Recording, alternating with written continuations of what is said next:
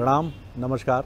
बहुत स्वागत है आपका उस कार्यक्रम में जिसका नाम है हे प्रभु आनंद दाता। अपनी प्रतिक्रियाएं और हमारे अनुरोध को हमेशा की तरह सुनें और स्वीकार करें, ऐसा निवेदन है। ये व्हाट्सएप नंबर जो आपकी स्क्रीन के निचले हिस्से पर डिस्प्ले हो रहा है 7009694440, इस पर अपने सुझाव, अपने विचार और जो भी आप सोचते हो इस कार्यक्रम को लेकर, इसके स्वरूप को लेकर, वो हमें ज़रूर भेजिए। आज इस कार्यक्रम में हम बात करने जा रहे हैं संस्कारों पर। संस्कारों की एक बड़ी लंबी परंपरा है और कहा यह भी जाता है कि जो संस्कारवान होता है वो जीवन में कई प्रतिरोधों के बवंडर का सामना बड़ी आसानी से कर लेता है। संस्कारी व्यक्ति, संस्कारी चरित्र, संस्कारवान पुरुष या महिला, लड़का या लड़की, बहुत सारी बातें हम सुनते हैं। लेकिन जैसी कि एक डिबेट सनातन परंपरा में भी होती है, किसी जागृत समाज में भी होती है, और किसी ज्ञान को जब हम बहुत अच्छे तरीके से संचित नहीं कर पाते हैं तब भी बहस छिड़ती है, और वो थोड़ी भयानक और विद्रूप होती है। थोड़ी क्या, खासी भयानक और विद्रूप होती है, क्योंकि उसके पीछे अज्ञानता एक कारण तो होता ही है, और अज्ञानी लोगों पर, उनके मस्तिष्क पर कब्जा करके अपने स्वार्थ की सिद्धि करने वाले कुछ चतुर और कुटिल लोगों का खेल भी इसके पीछे छिपा होता है। और यही वजह है कि संस्कारों की बात तो आप और हम सब करते हैं, लेकिन कोई ये नहीं जानता ठीक से कि संस्कार हैं क्या, संस्कारों के प्रकार क्या हैं, परंपरा में संस्कारों को लेकर क्या कुछ कहा गया है, और संस्कारों का लाभ क्या है। हम सब चाहते हैं कि हमें ये ना कहे कि इनमें संस्कार ही नहीं है। हम सब अपने को सभ्य और सुसंस्कृत मानने का दावा जरूर करते हैं, लेकिन उसकी परिभाषा क्या है सभ्य और सुसंस्कृत होना? सुसंस्कृत होने वाला व्यक्ति ही क्या सभ्य हो सकता है? और जिसने सभ्यता की सीमा को लांघा वो असंस्कारी या कुसंस्कारी है? इस विषय पर पहले भी हमने कुछ एपिसोड्स में बात की है। बहुत सारे प्रश्न हैं मन में, समझेंगे आज इन्हीं को। हमारे साथ हैं हमारे विद्वान वक्ता, भगवत गीता के अध्येता, मानस मनोवज्ञ प्रोफेसर डॉक्टर सुरेंद्र बिहारी गोस्वामी। प्रणाम कर रहा हूँ गोस्वामी जी। प्रश्न अनेक है, मैं समेट नहीं पाया, गागर में सागर है। लेकिन संस्कार, कुसंस्कार, संस्कारवान होने के किसी देश, समाज, क्या लाभ हैं इसके? और संस्कारित होने का अर्थ क्या वैज्ञानिकता से, आधुनिकता से परे हटना है? क्या है ये? आपने बहुत अच्छी मीमांसा की है, लेकिन आपकी मीमांसा के मूल पहलू को मैं ग्रहण करता हूँ। मूल पहलू मूल्यवान है जी, और जो उस पहलू से उपजे हुए विषादों का आपने चिंतन किया, वो चिंतन आध्यात्मिक चेतना में महत्वहीन है। क्योंकि यहाँ हम उन्हीं व्यक्तियों का चिंतन कर सकते हैं जिनके अंतर्चित्त में अपने स्वरूप के संदर्भ में, अपनी संस्कृति के संबंध में उनकी धारणा सकारात्मक हो, वो समझते हों। जो ना समझ है उस पर चिंतन करके किसी अन्य बहस को हम मुद्दा नहीं देना चाहते। तो हम आपके मूल पहलू पर आते हैं। आपका मूल पहलू बहुत आवश्यक है। बहुत सुंदर प्रश्न आपने हमसे किया है। देखिए, संस्कार के पृष्ठभूमि में दो तत्व हैं, संग और असंग। संग और असंग। आज के बच्चों को संस्कार समझाने के पहले मैं बता दूं, संस्कार के भौतिक स्वरूप को आप पर्यावरण से जोड़ सकते हैं, इन्वायरमेंट से जोड़ सकते हैं। जैसे आप लोग बड़ा शंखनाद करते हैं और बेचैन रहते हैं कि पर्यावरण जो है वो अशुद्ध ना हो, पर्यावरण ना बिगड़े, प्रकृति का संतुलन ना बिगड़े, इस दिशा में आप सक्रिय रहते हैं। जितना अच्छा पर्यावरण आपके आसपास के परिवेश में रहेगा, आप कहते हैं वाह, वहाँ बड़ा आनंद आया, देखो कितना साफ सुथरा, अच्छा सुंदर हवा थी, बड़ा अच्छा वातावरण था, आप अच्छी अनुभूति करते हैं पर्यावरण। वैसे ही हमारे जीवन के पर्यावरण को हम दो तत्वों में विद्यमान रखते हैं, एक संग में, एक असंग में। जब मनुष्य जन्म लेता है तो जन्म लेने पर वो दुनिया की किसी भी बुराई से युक्त नहीं होता।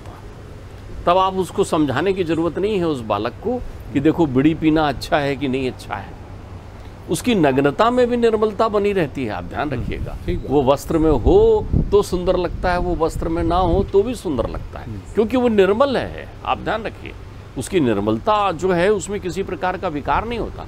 वो नहीं जानता कि शराब पीना कितना गंदा है कि नहीं गंदा है, उन तथ्यों से परिचित नहीं रहता। तो चूंकि प्रकृति की अनुपम भेंट आई है, तो हमारे वैदिक ऋषि और शोधकर्ताओं ने यह अनुभूति की कि इस संसार में संग का दोष है। संगत संजायते कामा, कामेन क्रोध अभिजायते। गीता में परमात्मा सावधान करते हैं, यही संग तो आसक्ति हो जाती है, यही संग तो हमारे जीवन को जो है विषयाशक्ति में डाल देता है। तो उन्होंने कहा संग तो मिलेगा, संसार तो संग की मंडी है। चारों तरफ अलग अलग रंग, अलग अलग सभ्यता, अलग अलग संस्कृति, अलग अलग विचारों से लदे हुए लोग हैं। आपको कितना विशुद्ध रखा जा सकता है? आप जल में कमल की तरह कैसे रह सकते हैं? क्योंकि जितने भी जीवन के कष्ट और दोष आएंगे वो संग से आएंगे। आप ठीक बात। अब उस संग को आप कुसंग कह लें, सत्संग कह लें, ये संग की अलग अलग परिवेश बनते चला जा रहा है। तो आपको संग से जोड़ना है। संग का अर्थ होता है आप जड़ता से जुड़ रहे हैं, आप भौतिकता से जुड़ रहे हैं, आप प्रकृति से आए हैं, निर्मल हैं। तो हमारा प्रयत्न इतना है उस साबुन के विज्ञापन की तरह कि अगर आपके कपड़े मैले हो जाएं तो उसे साफ किया जा सके, या ऐसे स्थानों से आपको बचाया जा सके जहां आपके शरीर रूपी आवरण में गंदगी ना आए विषयों की। तो उन्होंने एक संस्कार की प्रक्रिया निर्मित की और वो संस्कार संस्कृत से आवृत्त थे। संस्कृति आपकी परंपराओं को बनाने का काम कर रही थी। आपने एक विधा बना दी, एक तरीका बना दिया। जीवन के जीने की कला का नाम है संस्कृति और संस्कार। कि आप कैसी चतुराई से और कितनी अच्छी तरीके से अपना जीवन जिएं ताकि आपके जीवन में कम से कम दुख आए। दुख कैसे आता है? संग से। संगत संजायते कामा, संगात जायते कामा। तो काम आएगा ना, काम का अर्थ होता है विषय, तमाम प्रकार के विकार। तो जो एक संग वाला होता है, अर्थात जिसके पास सत्संग होता है, संस्कार का आवरण होता है, उसको सबसे पहले जीवन दर्शन में प्रवेश कराते समय आप जात कर्म संस्कार आपने जैसे ही किया, फिर अलग अलग विद्यारंभ संस्कार करते हैं। आप विद्या अध्ययन कितना महत्वपूर्ण है उसके जीवन में, उसका पदार्पण करते हैं। कौन आदमी नहीं चाहता कि उसका बच्चा पाठशाला में पढ़ने के लिए जाए? तो उन्होंने यदि विद्यारंभ संस्कार की स्थापना की है कि आप पढ़ने कैसे जाएं। आपने गोस्वामी जी बड़ी सुंदर बात कही, रोमांचित हो गया उसको, क्योंकि मैंने ये देखा कि बहुत सारे सज्जन व्यक्ति जो सुसंस्कारित भी हैं, वो सिर्फ संगत की वजह से जीवन में अनेक कष्ट पाते हैं। किसी क्षण परिवार में ही कोई कुसंगति वाला व्यक्ति उनके संपर्क में आया और जैसे खग्रास ग्रहण की तरह उसकी काली छाया उस संस्कारित व्यक्ति पर पड़ी और उसके जीवन में भी वो कालिमा आ गई। तो ये बताइए मुझे कि संस्कार कैसे हमें ये बताते हैं कि आप सत्संग और कुसंग के अंतर को बहुत अच्छे से समझें, चाहे वो आपके अपने परिवार के भीतर से क्यों ना आ रहा। देखिए, मैं आपको बताऊं, आप संग से विरक्त नहीं हो सकते। हाँ। क्योंकि जीवन एक संग है। आपने और तो और हम सफर का नाम जीवन संगनी कह कर दिया है, आपने जीवन के संग में चलने वाला है। आप संग से विरक्त नहीं हो सकते। ये आपके आसपास के परिवेश में रहेंगे, काम रहेगा, क्रोध रहेगा, लोभ रहेगा, झूठे लोग रहेंगे, अच्छे लोग रहेंगे, बुरे लोग रहेंगे, लेकिन इनके मध्य समन्वयन का काम कौन करेगा? तो देखिए, संस्कार जो है आपको सबसे पहले विचार प्रदान करता है। सबसे पहले विचार अर्थात आपकी बुद्धि को इलास्टिसिटी दे देता है, जागृत दे देता है। वो कह देता है देखो वो झूठ बोलते हैं, अपने को झूठ नहीं बोलना है, क्योंकि सच बोलने से राम जी खुश होते हैं, परमात्मा प्रसन्न होते हैं, ईश्वर मिलते हैं। अब आपने ये फलाशक्ति क्या भेद कर दिया। अच्छा क्या, आप बच्चा जब बहुत कुछ अच्छा करता है तो आपके संस्कार ये हैं उस बच्चे के संदर्भ में कि जो अच्छा करके आए, गुणों की प्रशंसा उसके सामने आप करने लगते हैं। अब उसके विचार को जैसे ही आपने शुद्ध करना शुरू किया, वो आचारवान होने लगता है, उसके आचरण में इसकी झलक दिखने लगती है। तब वो गुजरता है, कुसंग में भी जाता है। एक विद्यार्थी जो अध्ययन के लिए जा रहा है, एक व्यक्ति जो समाज में बैठ रहा है, आप समाज में सबसे कैसे परिकल्पना कर सकते हैं? और ध्यान रखिए, बोलचाल में हम कहते हैं ये हमारे संस्कार हैं, ये तुम्हारे संस्कार हैं। ये द्वैत संस्कार में ही चल सकते हैं। लेकिन संस्कार के मूल में जो है संस्कृति एक होती है। संस्कृति एक है। संस्कृत कहाँ है? संस्कृत से ही सभ्यता का प्रादुर्भाव, सभ्यता से जुड़ा हुआ तत्व है। एक सभ्यता आई, उसकी संस्कृति बनी, संस्कृति ने संस्कार बनाया है।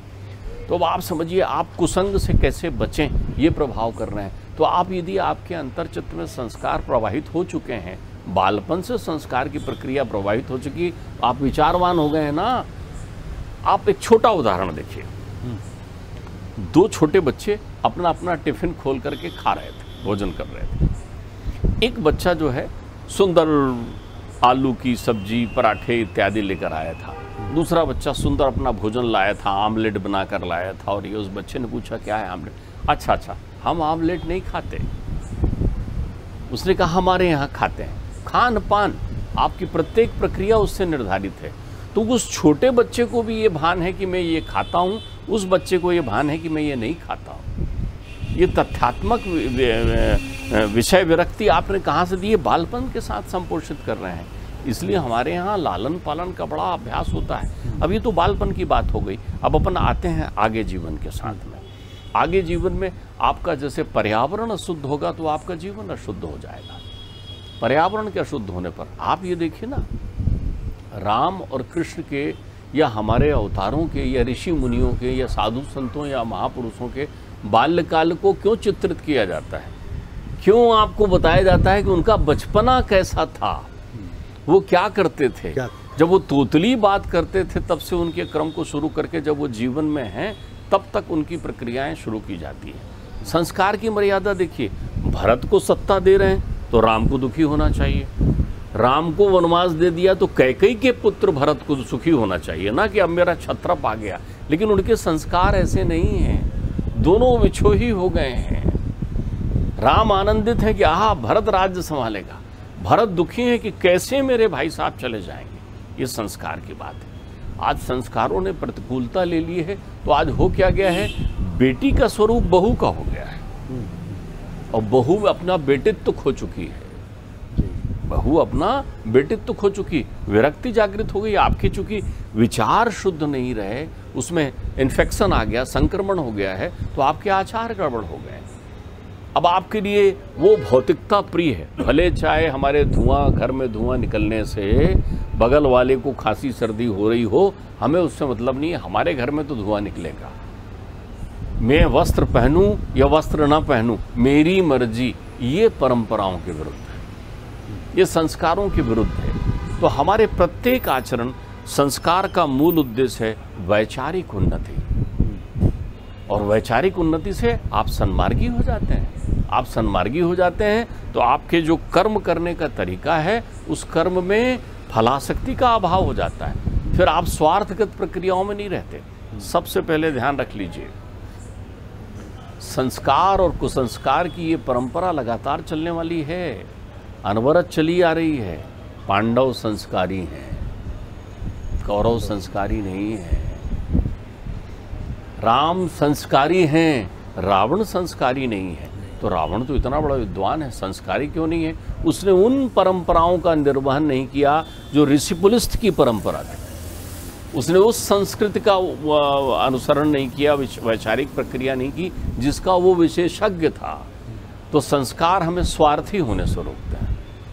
संस्कार हमें स्व में लौटाते तो हैं, लेकिन हमें स्व अस्त कर देते हैं, हमारा स्वरूप बढ़ा देते हैं, हमारे सोचने के ढंग को सीमित दायरे से निकालकर अनंतता में जोड़ देते हैं। इसको इस रूप में भी हम समझ सकते हैं कि एक संस्कारित समाज और एक संस्कारित व्यक्ति जीवन की धूप छांव और प्रतिकूलताओं में अपने उन्हीं सुसंस्कारों की वजह से उनका सामना बहुत मजबूती से और दृढ़ता से कर पाता है।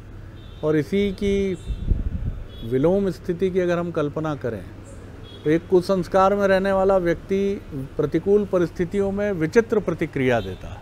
या तो दारुण दुख से कराहता है, या दूसरों को दोषारोपण करता है, या अपने वस्त्र फाड़ता है, या घर में तोड़फोड़ करता है, या विक्षिप्त सा आचरण करता है। देखिए मैं आपको बताऊं, संस्कृत मूलतः होती है। मूलतः का मतलब समझते हैं? जड़ होती है आपकी, जड़। मूल का अर्थ होता है जड़। हम किसी भी बात में बोल देते हैं मूल बात बताओ, तो हम भूल जाते हैं ये मूल कहाँ से आया। मूल का अर्थ ही होता है जड़। तो संस्कृति मूलता होती है, तो समाज वही विकसित और पल्लवित पुष्पित होता है जिसकी जड़ें मजबूत होती हैं, और जड़ उसी की मजबूत होती है जो अपनी संस्कृति को पकड़ लेता है। बहुत सारे लोग ऐसे होते हैं जो पराशक्ति और कुसंग के प्रभाव में आकर के जो है अपनी मूल संस्कृति को भूल जाते हैं। लौटिए अपनी संस्कृति में आकर पहचानिए आप। बहुत सारे ऐसे लोग होते हैं जो बकवाद की प्रक्रियाओं को धारण कर लेते हैं अपनी धारणा को शुद्ध करने के लिए। उनकी धारणा नहीं होती, वो धारणा होती है। आपको आज सुख मिल रहा है, ध्यान रखिए, उन लोगों को जाकर देख कर आ जाइए जो बड़ी बड़ी पाश्चात्यगत स्वतंत्र। देखिए, स्वतंत्रता संस्कृति का भूषण है। स्वतंत्रता संस्कृति का भूषण है। आप स्वतंत्र हैं, वो तो हमारे कर्मठ नेता, यशस्वी नेता कहे गए हैं। स्वतंत्रता हमारा जन्म सिद्ध अधिकार है, लोकमान्य तिलक ने कहा है। लोकमान्य तिलक कहते हैं जन्म सिद्ध अधिकार है, मनुष्य आया है तो स्वतंत्र रहेगा, स्वच्छंदता अधिकार नहीं है। ठीक है। और स्वतंत्रता को अधिकार कहने का अर्थ होता है स्वतंत्रता को बनाए रखना हमारा कर्तव्य भी है और दायित्व भी है। आप किस पगडंडी का निर्माण कर रहे हैं, आपका अनुसरण करेंगे लोग बाग। आप आधार विहीन रास्ते पर, आप रेत पर कदमों के निशान बनाना चाहते हैं। अनंत कोटि युग बीत गए, भारतीय सनातन संस्कृति को कोई डिगा नहीं पाया है, तो कुछ तो होगा इसकी मूलता में। ठीक बात। लोग अनुसरण करने के चले आ रहे हैं आपकी संस्कृति को, क्योंकि आपके पास ऐसा समाज है जिसकी संस्कृति में की जड़ें मजबूत हैं। और जड़ें क्यों मजबूत हैं? हम प्रकृति प्रदत्त प्रक्रियाओं को आनंद में मानते हैं, और प्रकृति का अर्थ होता है मूल रूप से संग के साथ समन्वयन। अति दर्पे हता लंका, अति माने च कौरवा, अति दाने बलिर्वृद्ध, अति सर्वत्र वर्जेत। ये नीति सूक्त है। अति की प्रक्रिया नहीं होना। संस्कृति आपको अति में नहीं जोड़ती। ध्यान रखिएगा, एक संतरा बेचने वाला अपने स्वर में चिल्लाता चला जा रहा था। हम रेल में बैठे हुए हैं पिताजी के साथ, वो चिल्लाते चला जा रहा था, अच्छे संतरे, अच्छे संतरे। पिताजी ने कहा ध्यान से सुनो वो क्या कह रहा है। देखिए, आप जो है अपने बच्चों को, अपने परिवेश को खेल खेल में विनोद भाव से भी संस्कृति, संस्कार और परंपराओं से जोड़ सकते हैं। मैंने कहा पिताजी वो संतरे बेच रहा है। नहीं, सुनो ध्यान से। तो स्वर जो निकल रहा था वो निकल रहा था अच्छे संग तरे, अच्छे संग तरे। तो आपको संग अच्छा लेना है, जैसे ही अच्छा संग लिया सत्संग कहला गया। लेकिन ये आपकी बौद्धिक समझ की संकुचन की पराकाष्ठा है कि आप सत्संग का अर्थ केवल अध्यात्म और धर्म से समझते हैं। आप अपने ज्ञान को इतना तीव्रतम समझते हैं। एक किसी का मैं सुन रहा था, वो बड़े दावे के साथ में दूसरे किसी दर्शन पर प्रतिवाद कर रही थी। महिला थी, भद्र महिला। पता नहीं लोग ऐसा क्यों करते हैं, पता नहीं लोग उपास क्यों करते हैं। भाई कोई आपसे पूछने आ रहा है कि आप उपास क्यों नहीं करते हैं? आप अपना आत्मचिंतन करिए कि मुझे उपास करना है या मुझे उपास क्यों नहीं करना है। तो जो लोग आत्मचिंतन विहीन हो जाते हैं वो असंस्कारी हो जाते हैं। संस्कार आपको आत्मचिंतन करने की प्रेरणा देता है। स्वयं तो सोचिए आंख बंद करके कि आप हमेशा ऐसे रहेंगे, कि आपको ऐसे, अगर रास्ते से आप निकल रहे हैं और आपको बहुत से लोग नहीं देख रहे हैं तो मुंह में कालिक पोत लेंगे। क्यों पोत लेंगे कालिक? ताकि लोग देखने लगे। तो अगर आप लोगों को, ये आसक्ति है आपकी, ये कुसंग की पराकाष्ठा है आपके पास।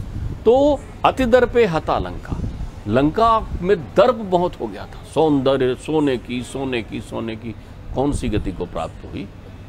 कहाँ गया सोना? और वर्तमान लंका को तो आप देख रहे हैं, तो आप समझ ही रहे होंगे कि कौन सी गति को प्राप्त हुई।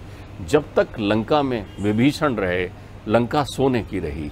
लेकिन जिस पल विभीषण ने लंका से पलायन कर दिया, लंका का सर्वनाश हो गया। अर्थात जब तक, विभीषण का अर्थ ही है संस्कृति और संस्कारवान। जब तक विदुर यहाँ रहे, हस्तिनापुर में रहे, तब तक हस्तिनापुर की शोभा बनी रही, क्योंकि वहाँ पर एक विदुर नीति का विशेषज्ञ, एक ब्रह्म को जानने वाला, एक टोकने और कहने वाला विद्वान था। आपके घर में भी बुजुर्ग जो बैठे हुए बोलते रहते हैं ना, जिनको आप अनसुना करके निकल जाते हो, सावधान, सुनो उनको। आप कहोगे वाह उनने क्या किया है, छोड़िए, सुनिए वो क्या कह रहे हैं। और आपके बुजुर्ग यदि आपके परिवार में नहीं हैं, ये सौभाग्य आपके साथ नहीं है, तो आप उन बुजुर्गों की तलाश करिए जो आपके जीवन में यदि समस्याएं हैं तो आप समझ लीजिए आपके आचार विचारों के कारण है। जो कुछ भी समस्या आपके जीवन में उत्पन्न हुई है तो आचार और विचार आपके संस्कार से आते हैं। संस्कार संस्कृति पर निर्भर होती है, संस्कृति सनातन है और सनातन से वैदिक प्रक्रियाएं निकलकर आपके जीवन को सुगम बनाती हैं। बहुत सुंदर मंत्र और समाधान हमें मिला है इस चर्चा में।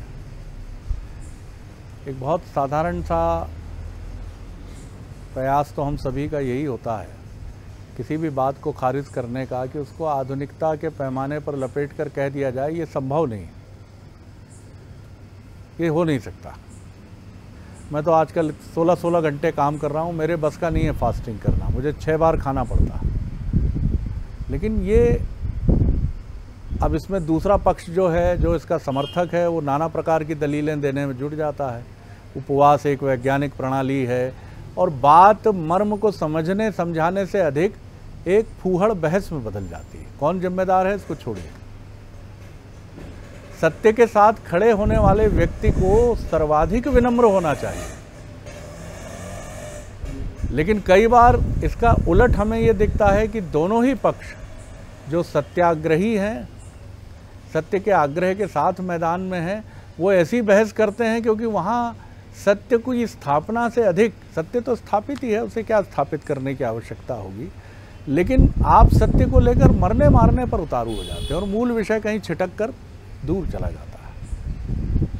महात्मा गांधी अपनी आत्मकथा में जब ये लिखते हैं सत्य के मेरे प्रयोग में, कि मेरे एक मित्र ने मुझे एक देह व्यापार में सक्रिय महिला के पास जब भेजा, फिर मैं दोहरा रहा हूँ, ये बात लिख कौन रहा है?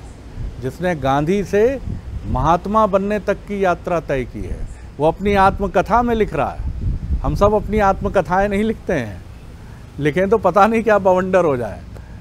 वो लिखते हैं कि मेरे एक मित्र ने सारी व्यवस्था की और मैं भी उस लोभ से संचालित होकर वहाँ पहुँच गया जहाँ वो स्त्री एक कमरे में मेरा इंतज़ार कर रही थी और उसकी सारी प्रक्रियाएं पहले मेरा मित्र संपादित कर चुका था।